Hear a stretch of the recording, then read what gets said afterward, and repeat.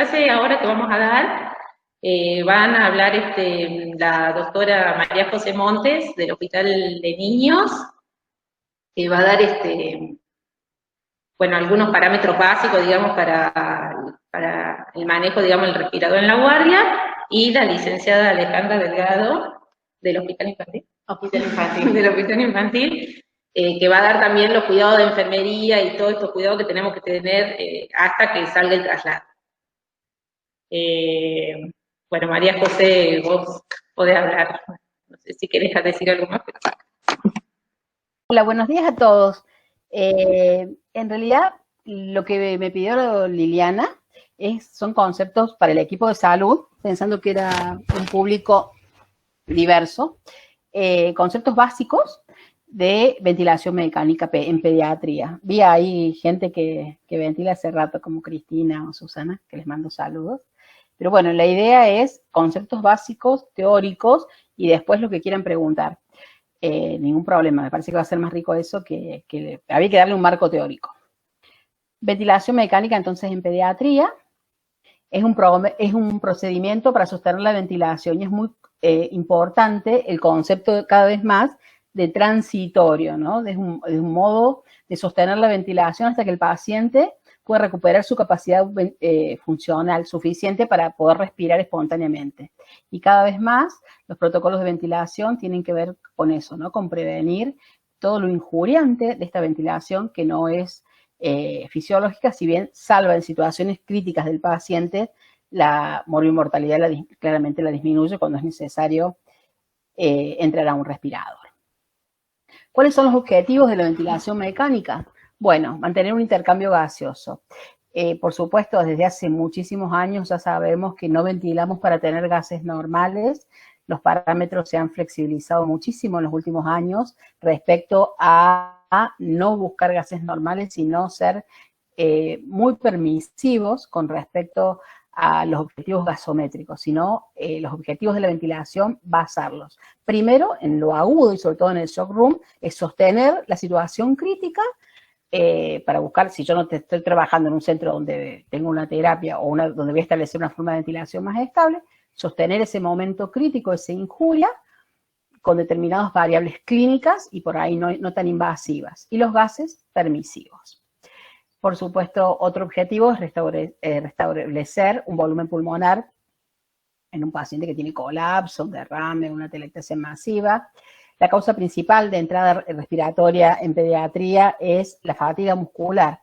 El trabajo respiratorio, la causa principal respecto a la etiología son los bronquiolitos, que es lo que todos tenemos más experiencia, que trabajamos en centros pediátricos, y reconocemos claramente clínicamente la fatiga muscular o la claudicación o la inminente claudicación. Las situaciones de shock que se relacionan con todo lo que es oxigenación tisular, bajo gasto, shock de cualquier origen pediátrico, cuando tenemos determinadas situaciones quirúrgicas o no quirúrgicas, programadas o no programadas, donde necesitamos profundizar una sedación.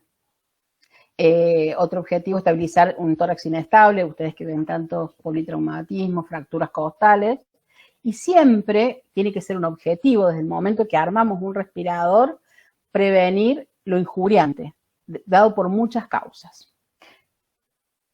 ¿A quiénes ventilamos?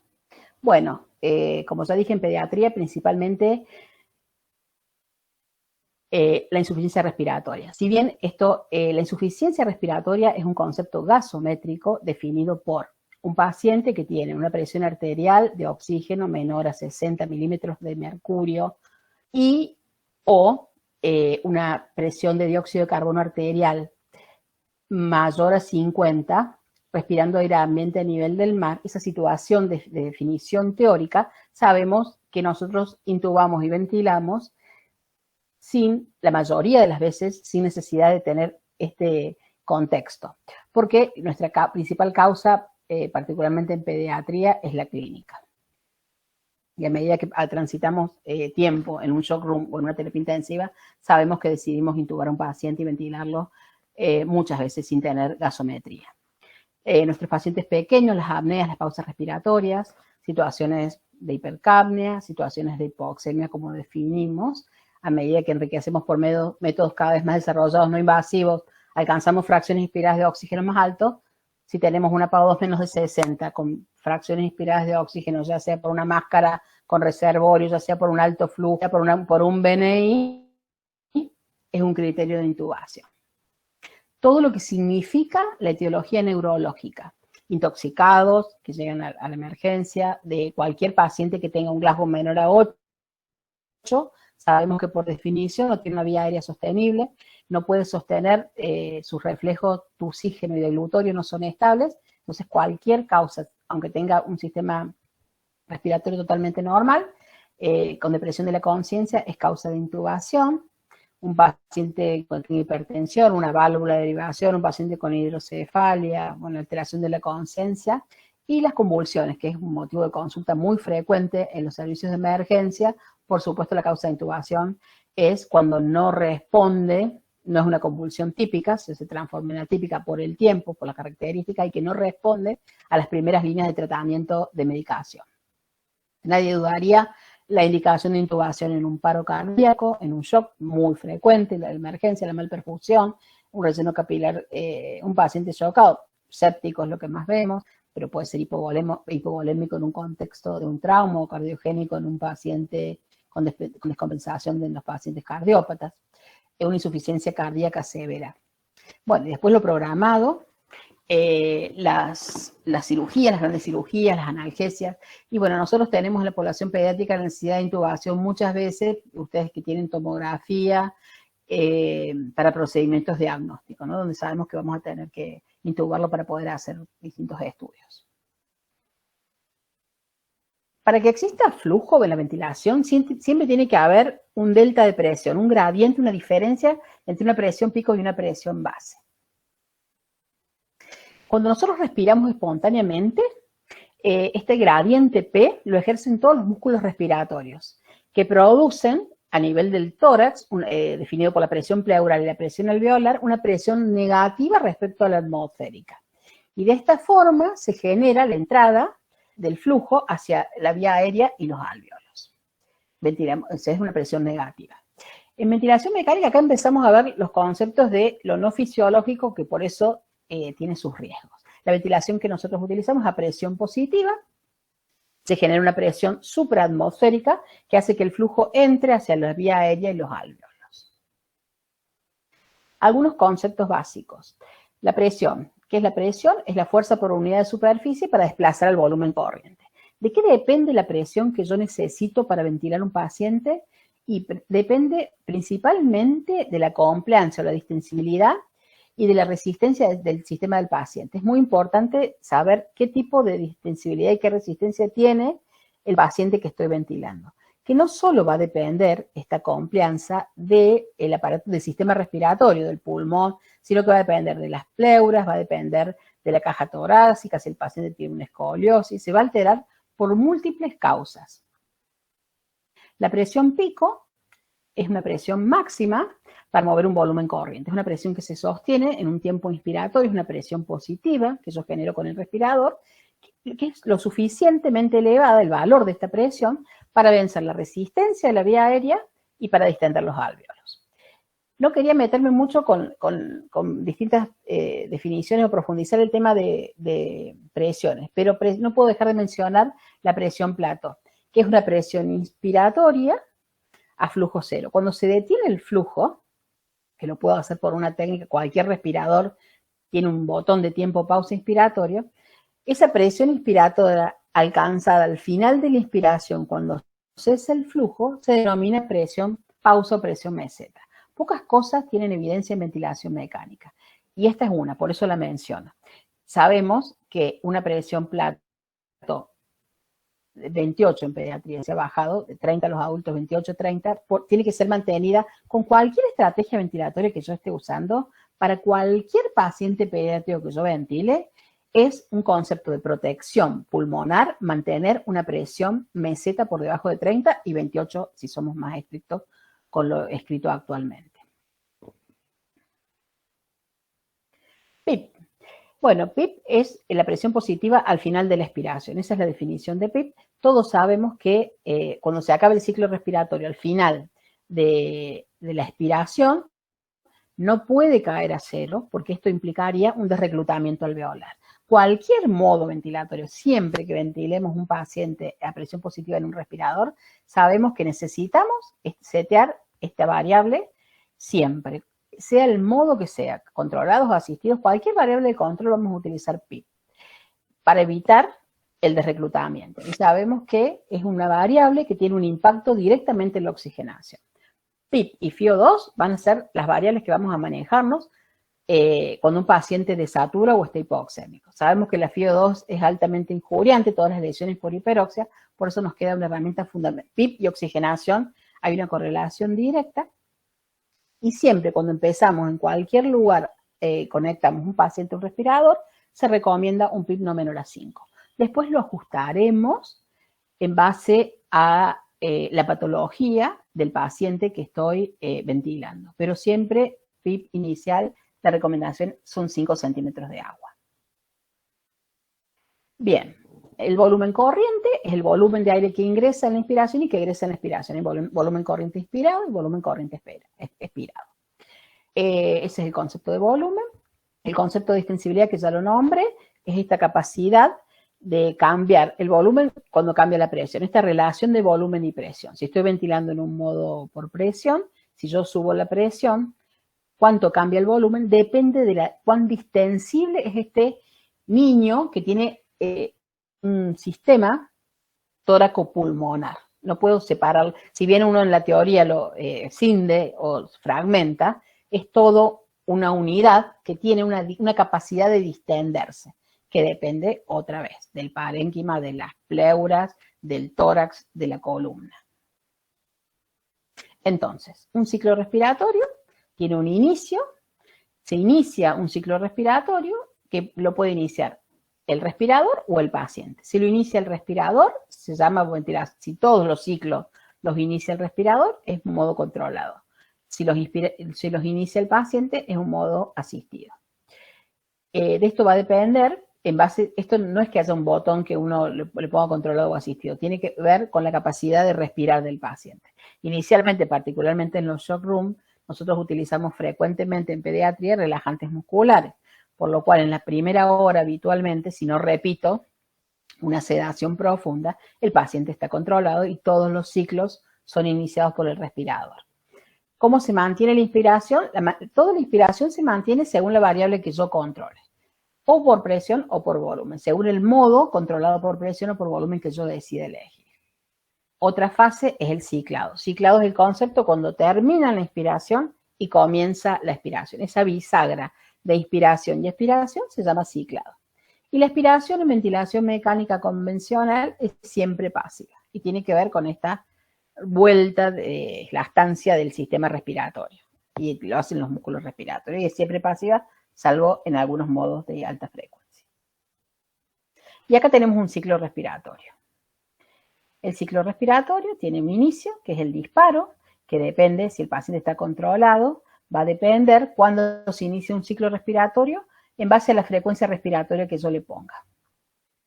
Si yo le pongo, por ejemplo, a un paciente de 1 año, 20 de frecuencia respiratoria, el tiempo es el minuto, porque son ciclos por minuto, es decir que divido 60 segundos dividido 20 ciclos, cada ciclo respiratorio, si el paciente no respira, va a durar exactamente 3 segundos. Se inicia el ciclo respiratorio, se abre la válvula inspiratoria, se alcanza un límite, que en este caso es la presión, porque estoy ventilando en un modo controlado por presión, supónganse que se tiene 20, alcanza los 20 centímetros de agua, lo mantiene toda la inspiración, supónganse que tengo un tiempo de un segundo, termina la inspiración y se abre la válvula expiratoria y comienza la expiración. La expiración siempre, el nivel de presión es el PIP, que siempre va a ser positivo, de 5 habitualmente. Ese es el ciclo respiratorio y acá lo que estamos hablando de definiciones de variables. Entonces, el disparo, que ver cómo inicia ese ciclo respiratorio, paciente o respirador. ¿Qué lo mantiene? O control o volumen, lo que yo decida que va a ser mi variable de control. ¿Cómo cicla, cómo pasa de inspiración a expiración? depende del modo que elija, y la expiración pasiva y con PIP.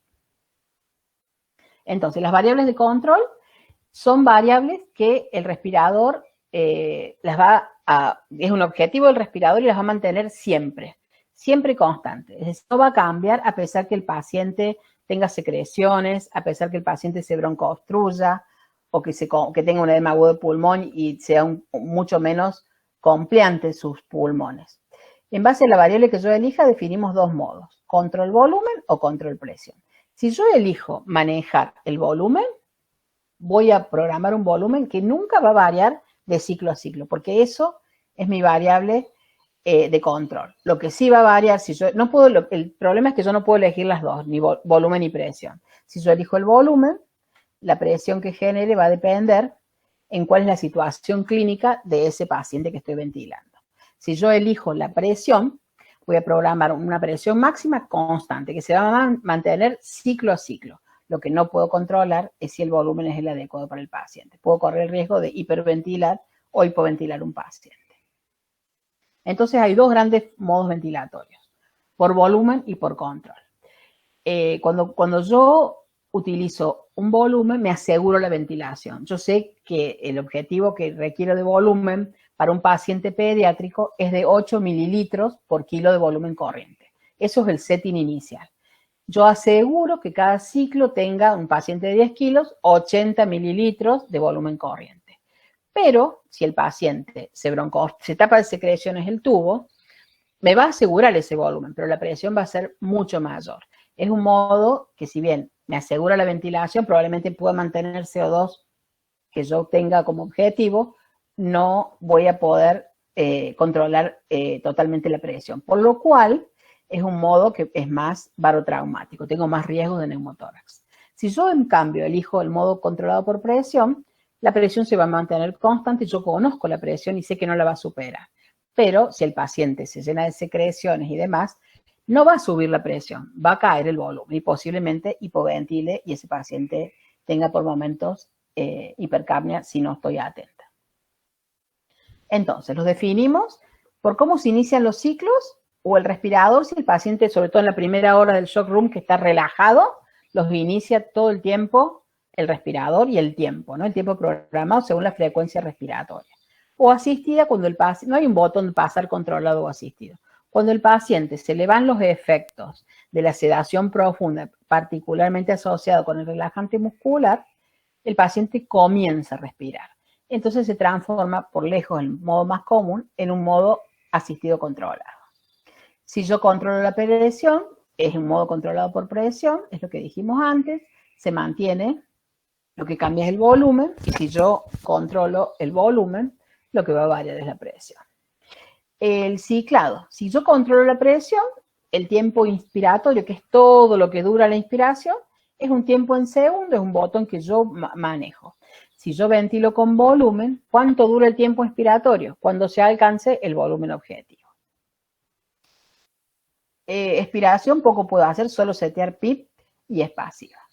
Va a depender cuánto dura la expiración en base al tiempo inspiratorio y la frecuencia respiratoria que yo programo. Entonces, para nombrar los modos, controlado por presión y por volumen, asistido por presión y por volumen, soporte y PIP. En realidad, en las terapias intensivas, más allá que los demos para un shock room, usamos control presión el 80. No hay ninguna evidencia que el modo controlado por presión o por volumen dé mejores resultados en cuanto a morbio y mortalidad. En ninguna patología se demostró ventajas uno respecto al otro. Pero sí está claro que haya escuelas de ventilación. Nosotros los pediatras tenemos un desarrollo y mucha experiencia con modos controlados por presión, pero esto es una cuestión de costumbre más que de evidencia real y estricta. Hay centros pediátricos que usan volumen y también tienen los mismos resultados. Nosotros ampliamente, en un 95%, usamos modos controlados por presión. No usamos mucho más que otros modos. Cuando el paciente empieza a mejorar por la causa que lo llevó al respirador, lo pasamos a soporte, y que es un modo totalmente asistido. Es el otro extremo, que se desplaza el trabajo hacia el paciente y lo extubamos y pasa una prueba en soporte. No usamos mucho más que eso como modo, a pesar de ventilar días y días. Entonces, ¿quién inicia el disparo? El paciente o el ventilador. Modo controlado o modo asistido, o ambos asistido controlado. Límite, control volumen, control presión.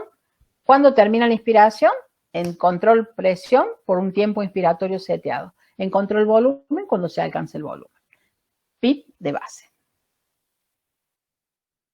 Entonces, si nosotros utilizamos modos controlados por presión, el volumen tidal, digamos, no es fijo, va a variar, y va a variar en base a cómo cambia la impedancia del sistema tóraco-pulmonar. Si un paciente, por ejemplo, el otro extremo, viene un paciente con una crisis asmática, le pongo control presión y requiere una presión como 30, 35 de presión pico, porque está muy obstruido. Va a meter un volumen de 8 por kilo, un chico de 10 kilos mete 80 mililitros. Instauro terapia, le hago disparos, broncodilatadores, va a mejorar esa resistencia. Entonces, si estoy controlando por presión y había puesto 30 centímetros de presión pico, posiblemente al mejorar genere mucho más volumen. Por eso tengo que siempre, que a pesar de controlar la presión, mirar principalmente el volumen, que siga el objetivo que yo quiero, que es de 8 mililitros por kilo, que no baje ni suba según los cambios de confianza del paciente que ventilo. ¿Qué programo en control presión? Programo PIP, presión pico, PIP, presión base, frecuencia respiratoria, tiempo inspiratorio en segundos, fracción inspirada de oxígeno y trigger. En volumen, ya lo dije varias veces, objetivo volumen. Si el paciente mejora un broncoespasmo severo, el volumen no va a cambiar, va a seguir siendo 80 mililitros, que es mi variable de control. Lo que si el paciente mejora, por ejemplo, su resistencia y se broncodilata, después de un tratamiento broncodilatador, la presión que va a utilizar va a bajar. Pero bueno, eso no sería un problema. En modos controlados, el respirador lo hace todo.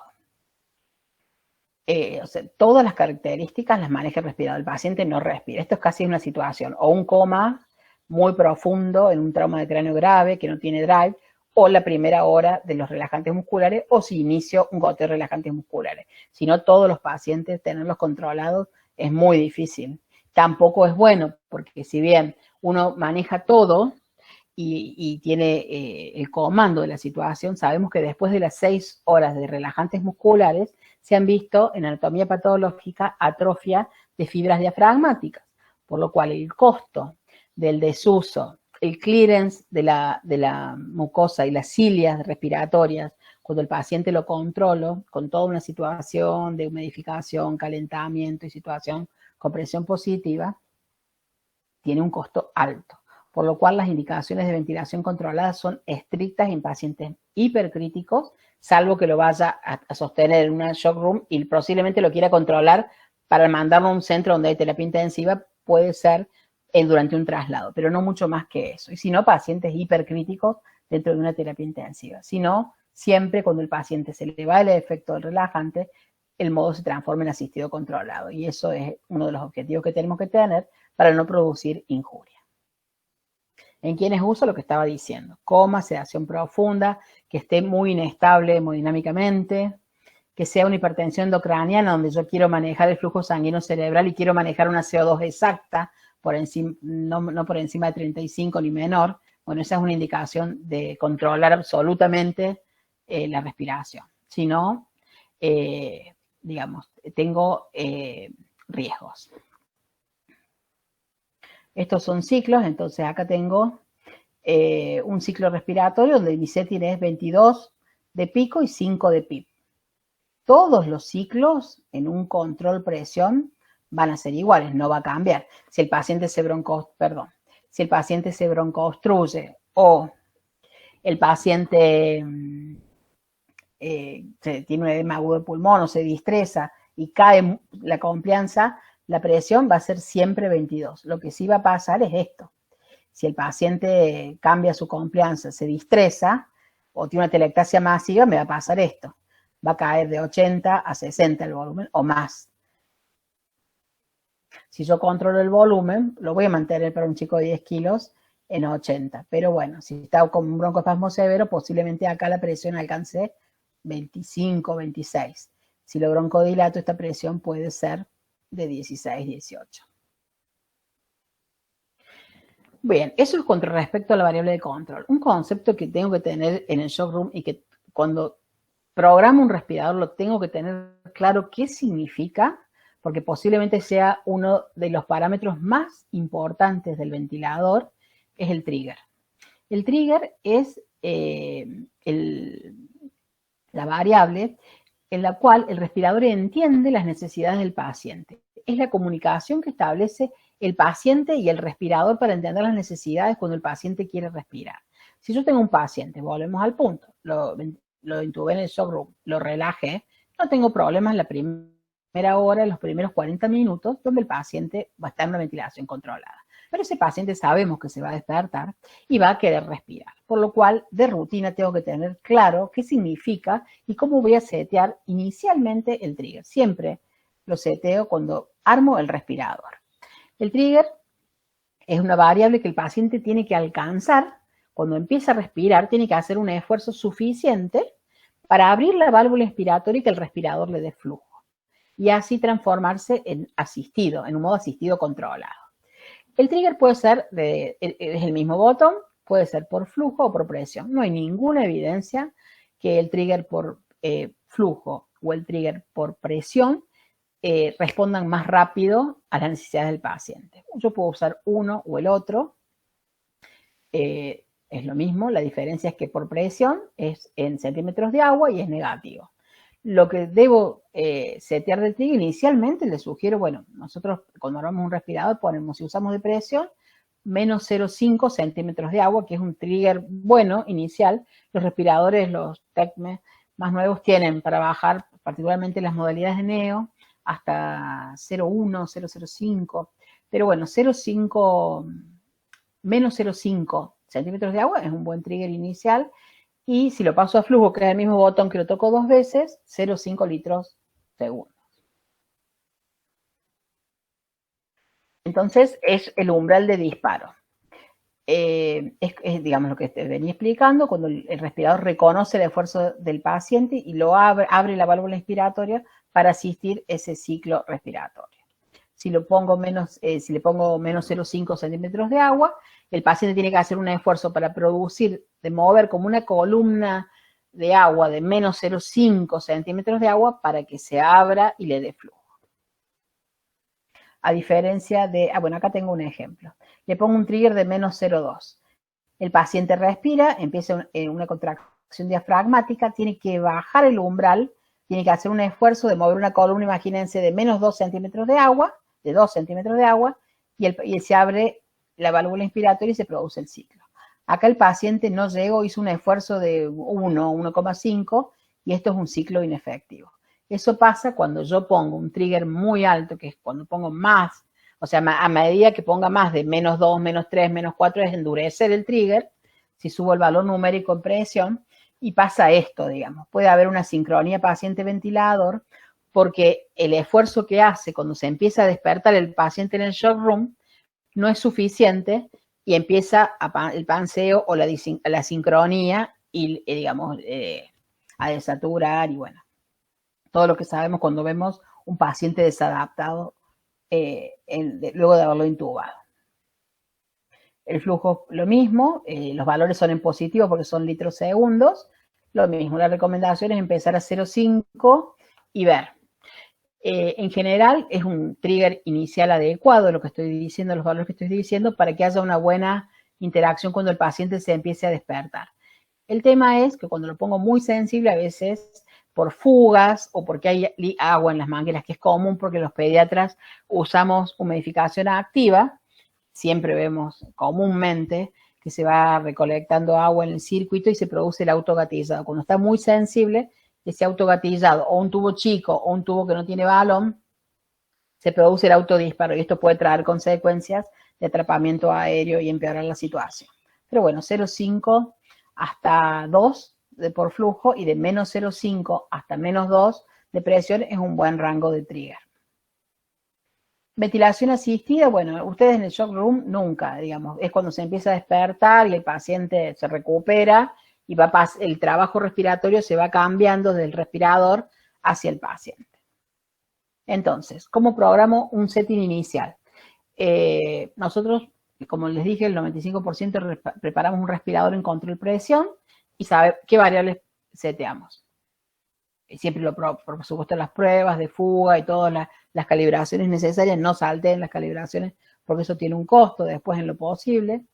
La presión pico inicial no hay una fórmula, o sea, la presión pico podemos arrancar 15, 20 y el objetivo del valor de la presión pico es que expanda el tórax. O sea, si yo tengo que pasar de 30, pero tengo un asma grave, o un chico muy grande, o un chico con sobrepeso, y uso una presión muy alta, bueno, la presión pico es la suficiente que yo vea expandir simétricamente el tórax, salvo que el tubo esté metido, o que el paciente tenga un derrame, o una telectasia masiva. El objetivo es expansión del tórax. Idealmente ver expansión simétrica y descartar las causas de asimetría. PIP 5 inicial, 4-5, después veré, según una patología obstructiva o restrictiva, de subirlo o bajarlo, pero 5 es la recomendación inicial. El volumen tidal, cada vez menos hablamos de 10, es 8 por kilo para un pulmón normal, un setting inicial, 8 mililitros de volumen corriente por kilo. La frecuencia respiratoria es siempre más baja de la fisiológica para la edad, ¿sí?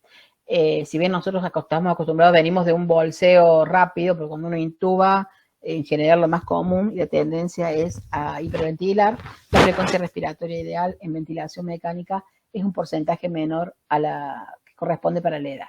En lactantes de 20 a 30, los niños mayores de 2 años, 25, hasta llegar a los adolescentes a 15 por minuto. La frecuencia respiratoria, los adolescentes 15, a 25 los mayores de 2 años. El tiempo inspiratorio. El tiempo inspiratorio, recuerden que marca el cese de la inspiración, si es el objetivo para que termine la inspiración.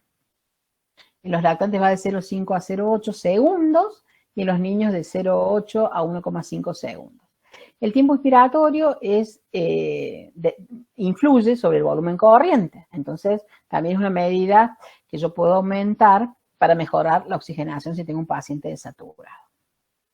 La relación IE no es algo, si yo manejo el tiempo inspiratorio, la relación IE no la voy a poder modificar sin modificar el tiempo inspiratorio.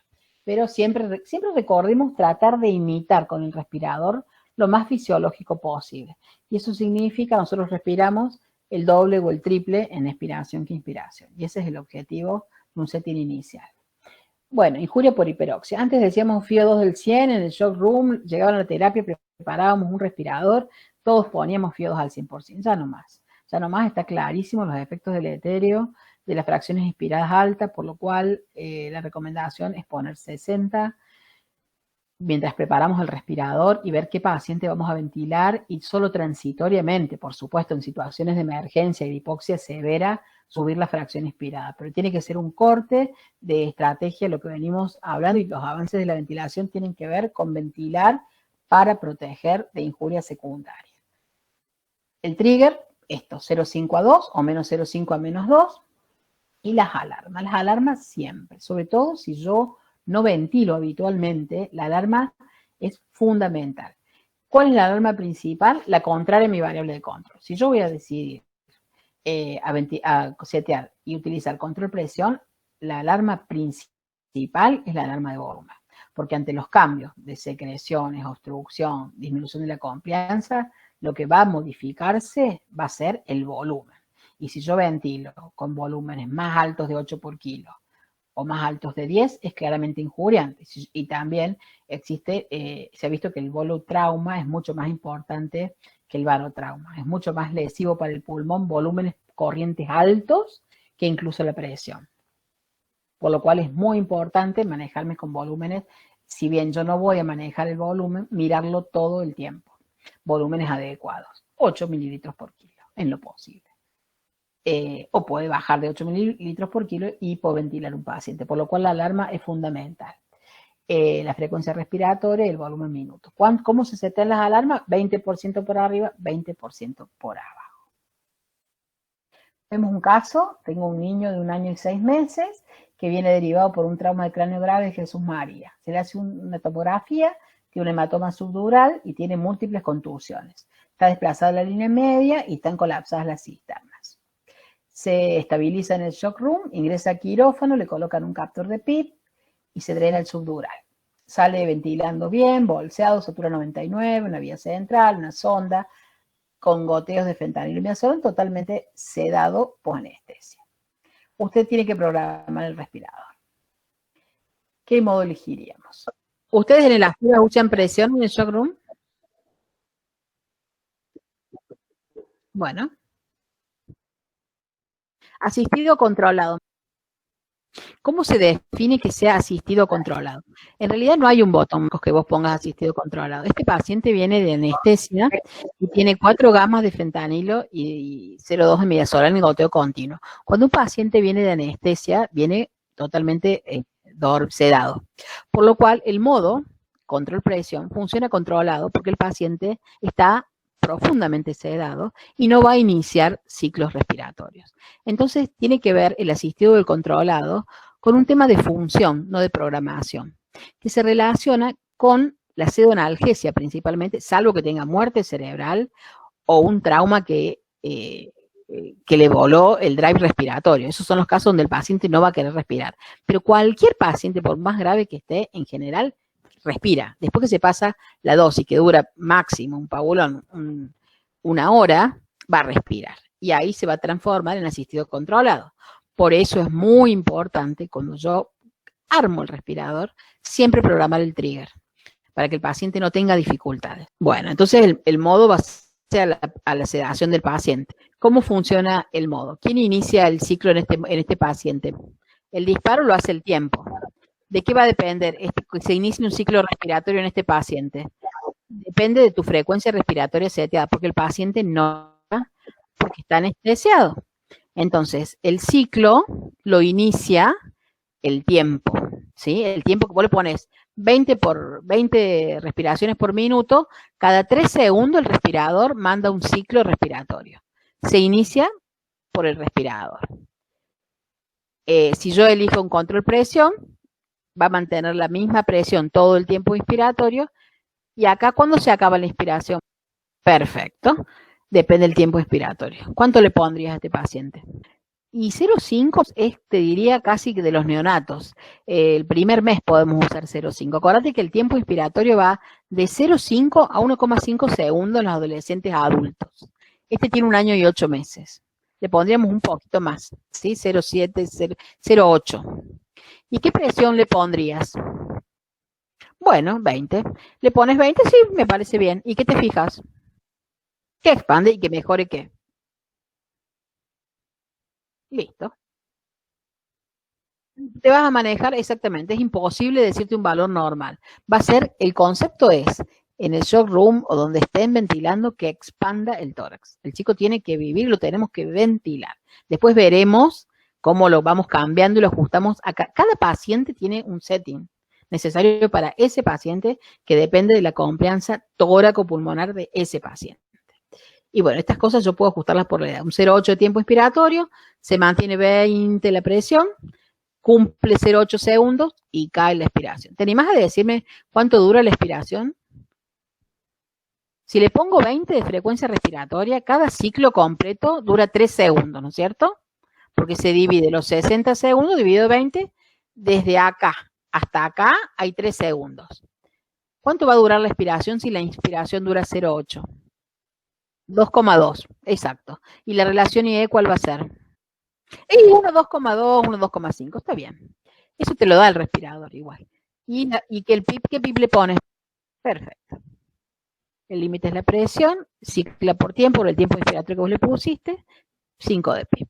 ¿Cómo programaríamos? Bueno, 15, 20. El objetivo es que miras el volumen. Como tu variable de control no es el volumen y depende de la presión, que este niño que pesa 10 kilos tenga 8 mililitros por kilo. Que expanda bien el tórax y que tenga en la radiografía de tórax de 6 a 8 espacios intercostales. Esa es la PIP adecuada a cada paciente. El PIP es de 5, la frecuencia respiratoria es de 20, 0,8 tiempo inspiratorio, programamos 0,6 el tiempo, la frío 2, ¿y qué trigger le pones? Bien, eso bien, es un error común pensar que el modo, o sea, que yo elija modo control presión, tiene que ver con esto. ¿Cómo va a ser mi variable de control? ¿Qué presión va a requerir presión pico para manejar un volumen corriente y generar un volumen corriente cada ciclo? Y otra cosa es el trigger por presión. El trigger por presión no tiene nada que ver con el modo controlado por presión. El trigger va acá. El trigger va, acordate que el trigger significa cómo se relaciona el respi y el paciente, que puede ser por flujo o por presión. Nada tiene que ver con esta variable. Esto puede ser por flujo, es el esfuerzo que yo le pido que haga para que el respirador entienda que le va a abrir la válvula inspiratoria y le va a dar flujo. Es la señal de comunicación paciente-ventilador. Si yo le pongo un trigger por presión, ¿de cuánto le pones? Acordate que si es de presión es negativo. Entonces, menos 0,5. Eso que vos estás seteando significa que tiene que mover una columna, imagínate, de medio centímetro de agua con un esfuerzo. Se empieza a contraer el diafragma y el esfuerzo tiene que mover menos 0 centímetros de agua para que el respirador entienda que necesita flujo. Y le va a abrir la válvula inspiratoria, va a aparecer el flujo que va a llegar a 20, se va a mantener durante 20 centímetros, durante 0,8 segundos y se va a abrir la válvula expiratoria y va a ciclar. Va a ciclar a expiración. Pero el trigger va acá, no tiene que ver con esto. O puede ser por flujo. Y si fuera por flujo, ¿cuánto le pones? Vos apretás 2 veces el botón de trigger y ves centímetros de agua, es menos. Apretás 2 veces y aparece litros segundos, que es trigger por flujo, y es positivo, de 0,5 a 2. Si vos te acordás de 0,5 a 2, es protectivo. Si no ventilan mucho, arranca en 0,5 y lo vas viendo si se dispara o no, o pansea mucho el paciente y lo vas subiendo, bajando. Entonces, 15, según tórax, expande, satura, según volumen, miren siempre el volumen. Cuando pongo presión, miro todo el tiempo, monitoreo el volumen, porque los cambios del paciente, si el paciente cambia, se broncoobstruye, se tapa o se endurece el pulmón, la presión no va a cambiar, lo que va a cambiar es el volumen. Si yo no miro el volumen corriente, no puedo saber los cambios que le está produciendo ese paciente mientras los ventilo. PIB de 5, la frecuencia para la edad, siempre un poco más baja que lo que debe respirar normalmente, tiempo inspiratorio y el trigger. ¿Por qué no programo volumen tidal? Porque va a depender de las características del paciente y de las presiones. ¿Programaríamos algo más? Muy bien. ¿Cuál es la principal alarma? La del volumen. ¿Y cuánto le pones? Si vos querés, le pusiste 20 de pico que vos dijiste y te está moviendo 80 de volumen. ¿A vos te parece bien eso? ¿Querés tu objetivo? Bien, bien. ¿Cuánto le pones de volumen? De la alarma de volumen. Sí, 96 para ser exacto. Si es 80, sí, son 160, 96 o 100. Y por abajo, 60 más o menos, serían 84 creo. Bien, las alarmas siempre la variable contraria a lo que controlo, la frecuencia respiratoria, todas las alarmas son 20% por arriba y por abajo, máxima y mínima. Entonces no olvidamos que hay que controlar pulmón de prueba. Si no tienen pulmón de prueba en el shock room, guantecito, cinta, siempre que cicle, repasen que no haya fuga, que estén bien conectados los circuitos, que no haya autogatillado, que no haya agua en las mangueras, que es la principal causa de hiperventilar un paciente. No se olviden las alarmas, más si no ventilan. ¿Cómo elegimos es muy importante elegir el modo que uno conozca. Si ustedes no usan volumen, no usen volumen en un shock room. Usen el modo que están acostumbrados, sabiendo que pueden elegir uno u otro en base a su experiencia. Pero no lo cambien en lo posible, sobre todo en situaciones de emergencia. Depende de la patología de base, en realidad no hay diferencia con que sea un asma y lo tenga que ventilar de una forma o un distrés de otra forma con respecto al modo. No hay evidencia que sostenga eso. ¿Qué respiradores conozcan los respiradores que tienen en el shock room? Aprovechen cuando no tienen pacientes, prueben las posibilidades, por lo menos esto, lo básico, y la experiencia que tenga. De eso depende el modo, conocer el respirador, la situación del paciente, qué espero en ese paciente en base a la patología, y siempre busquen adaptar el paciente al respirador y no el respirador al paciente.